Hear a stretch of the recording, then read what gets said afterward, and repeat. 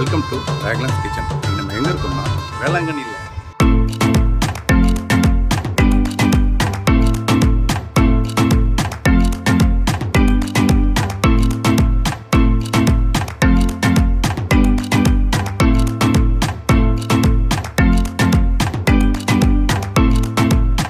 இன்றைக்கி வேளாங்கண்ணியில் இருக்க சமையல் ரூம் போகலாம். அங்கே நம்ம ஜெனிஃபர் சிஸ்டர் மீட் பண்ணலாம்.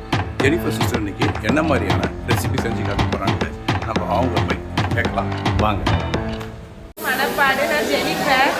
நாங்கள் வேளாங்கண்ணிக்கு ஃபேமிலியாக வந்திருக்கோம். எங்கள் மைனி, எங்கள் அம்மா, எங்கள் அக்கா எல்லோரும் சேர்ந்து வந்திருக்கோம். நான் எங்கள் ஊரில் மீன் குழம்பு எப்படி செய்யறதுன்னு சொல்கிறேன்.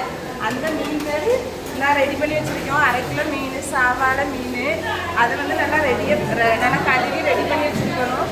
அதுக்கு என்னெல்லாம் மசாலா நாங்கள் போட போகிறோன்னு சொல்லவா. 4 ஸ்பூன் வத்தல், 4 ஸ்பூன் மல்லி, 1 ஸ்பூன் மஞ்சள், கொஞ்சம் ஒரு தேங்காய், சைஸான தேங்காய், அதை அரைச்சி வச்சுக்கிறணும் சின்ன விட்டு. அதுக்கப்புறம் 2 மிளகாய், 1 தக்காளி, கொஞ்சம் கருவேப்பிலை, 1 ஸ்பூன் வெந்தயம், எல்லாத்தையும் விட்டு கொஞ்சம் இப்படி கொதிக்க வச்சுக்கிறணும். புளி வந்து ஒரு லெமன் சைஸில் ஒரு புளியை கொஞ்சம் ஒரு 50 கிராம் வைக்கலாம், லெமன் சைஸ் வைக்கலாம். அந்த சைஸில் புளியை ஊற வச்சு கொஞ்சம் கலக்கி மிக்ஸ் பண்ணிடணும். மிக்ஸ் பண்ணிவிட்டு நல்லா பெசரி விடலாம், இல்லாட்டி கரண்டியாலே நல்லா கிண்டி விடலாம். கிண்டி விட்டுட்டு கொஞ்சம் ரெடி பண்ணி வச்சு அடுப்பை ஆன் பண்ணி இப்போ நான் கொதிக்க வைக்கிறேன். அது நல்லா கொதிக்கட்டும், ஒரு 10 நிமிஷம் அளவுக்கு நல்லா கொதிக்கணும். இப்போ நான் கொதிக்க விட்டது கொதிச்சிருச்சு, நல்லா பாருங்கள், நல்லா கொதிச்சிருச்சு.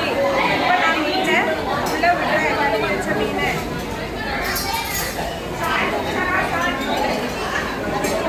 ஒன்றா கொதிக்கலாம், 2 நாள் கொதிக்கலாம்.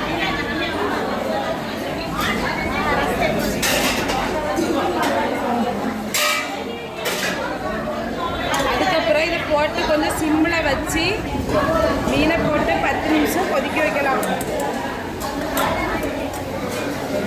10 நிமிஷம் ஆயிடுச்சு. மீனை பார்ப்போம். மீன் நல்லா வெந்து வந்திருக்கு. இது எங்கள் ஊர் மணப்பாடு மீன் குழம்பு.